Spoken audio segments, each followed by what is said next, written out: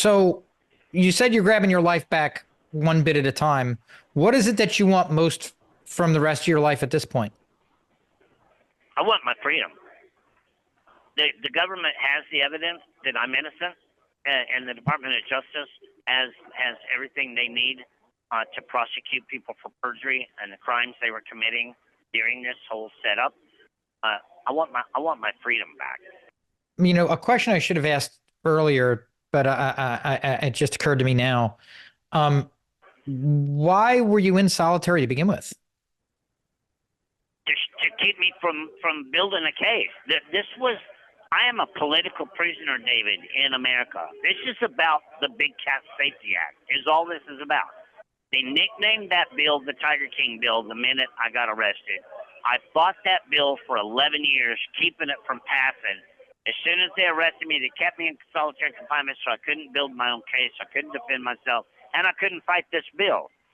And it passed, and President Biden signed it into law, and the only people that are in America that are allowed to have cats is Carol's Global Federation of Animal Sanctuaries and Dan Ash's American Zoological Association. They created an illegal monopoly for two nonprofits to own big cats in America. So a few hours ago, before we started recording this interview, it was announced that Return of the Tiger King is going to be filmed. What is hoping to be expected with this next with this installment?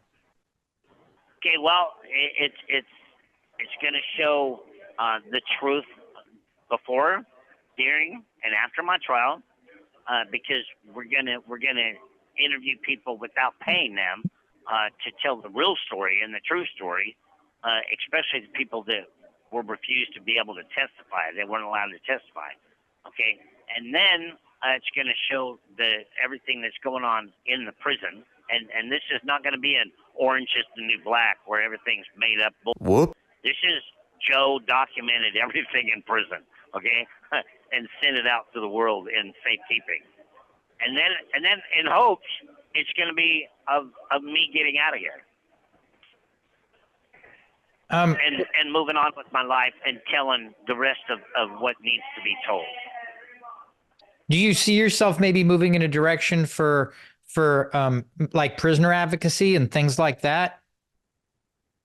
Oh, absolutely. My goal is to testify in front of Congress, and if I make it out of here alive, I'm not going to just ride off into the sunset like all the other prisoners do. Oh yeah, you're not going to see the end of me, because I'm coming back for the respect of people being treated like human beings to the other 165,000 people currently in federal prison.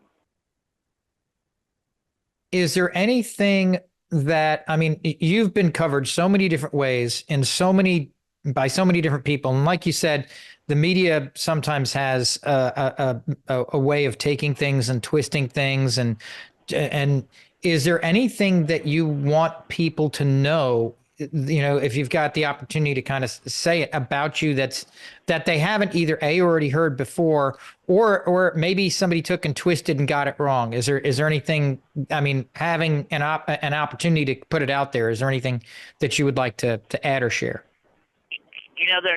There's several things. One that I hear a lot of is people say, stardom and money got the best of me. Let me tell you something. I ate out of that meat truck right along with my animals because I was so broke-ass poor, because I spent every dime taking care of those animals and building them the best habitats I could possibly build. So money was not an object in any of this because I couldn't afford shit. I was broke. I came to prison broke. I spent, and my YouTube channel, Joe Exotic TV, will show you the truth. I spent my entire life, especially at that zoo, opening that zoo on Christmas and Thanksgiving and cooking dinner for people that had nowhere to go. Then I would fill the car full of meals and drive to Oklahoma City and hand them out to the people sleeping on the streets. And then Easter, I did 10,000 egg Easter egg hunts for kids that had nowhere to go. Christmas time, we did Tigers for Tots with the motorcycle gangs to deliver toys. I had Animal Miracle Network, where I granted last wishes for dying people. Uh, Dude, they did not portray me at all in just the charity work I did alone, and gave everything I had back to people that were dying and had nothing. So educate yourself before you start bashing me on the internet or anything else. It's all on my YouTube channel. It's all on joeexoticofficial.com. The evidence of the truth and the phone recordings that we now have off of their own phones. Uh, and I would just like people to respect me for being a human being and trying my best. I made it 55 years without a speeding ticket, and I'm in jail for the rest of my life for nothing. Where did you where did you learn what you needed to learn to get involved with these animals? That was something that probably I should have asked earlier, but it occurred to me while you were talking about it. You know, usually I kind of start off at the beginning asking a question like that. Where did you You know, first learn? What got you into the whole animal thing to begin with? people ask me that all the time, and it started when I was a police chief. I drove my car into a bridge to kill myself because of being gay, and my dad making me shake his hand and promise never to come to his funeral.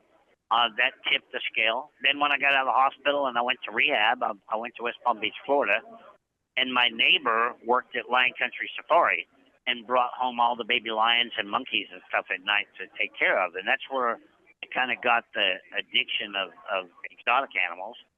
Then I moved on to the pet store, and we had small exotic animals there.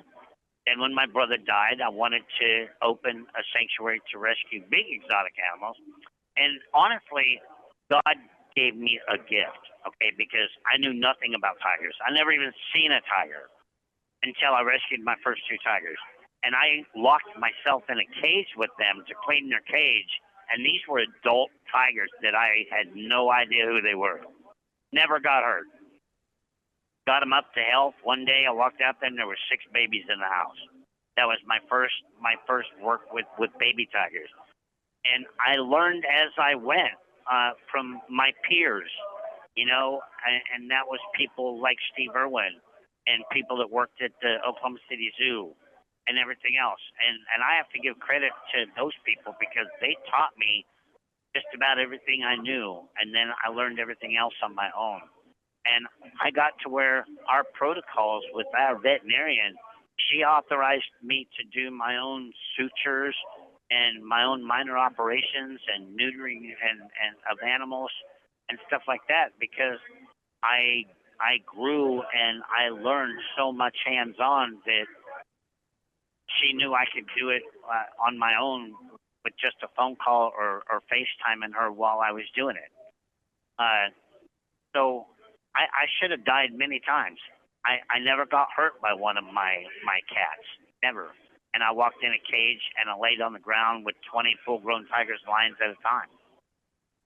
And that's part of why Jeff and James hated me so much, other than me being gay, is they couldn't do it and I could. You were going through some of the things that you wanted kind of people to know. Was there anything else that, because I kind of got you sidetracked there for a second. I'm a nice guy.